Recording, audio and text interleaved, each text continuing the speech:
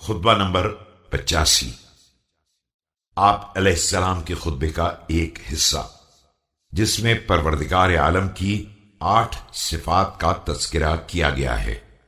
بسم اللہ الرحمن الرحیم۔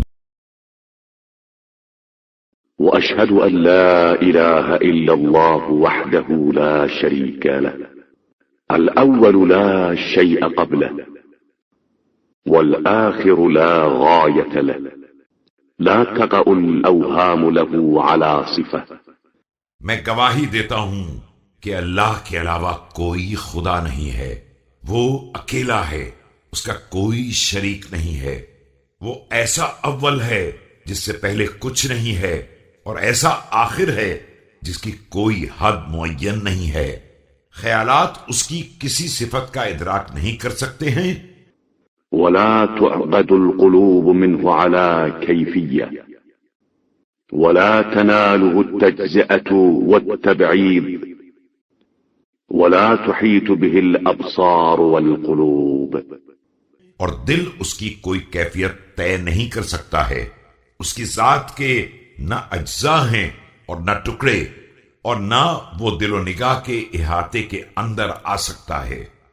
واتعظوا عباد الله بالعبر النوافع واعتبروا بالآي السواطع وازدجروا بالنذر البوالغ وانتفعوا بالذكر والمواعظ۔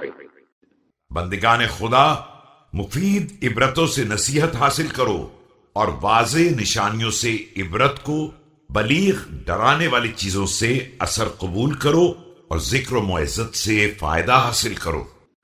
فكأن قد علقتكم مخالب المنية وانقطعت منكم علائق الأمنية ودهمتكم مفضعات الأمور۔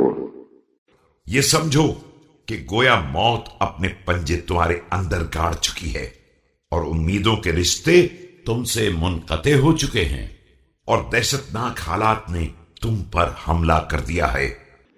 والسياقة إلى الورد المورود وكل نفس معها سائق وشهيد، سائق يسوقها إلى محشرها وشاهد يشهد عليها بعملها۔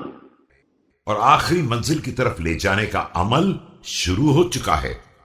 یاد رکھو کہ ہر نفس کے ساتھ ایک حکانے والا ہے اور ایک گواہ رہتا ہے۔ حکانے والا قیامت کی طرف کھینچ کر لے جا رہا ہے، اور گواہی دینے والا اعمال کی نگرانی کر رہا ہے۔ صفات جنت۔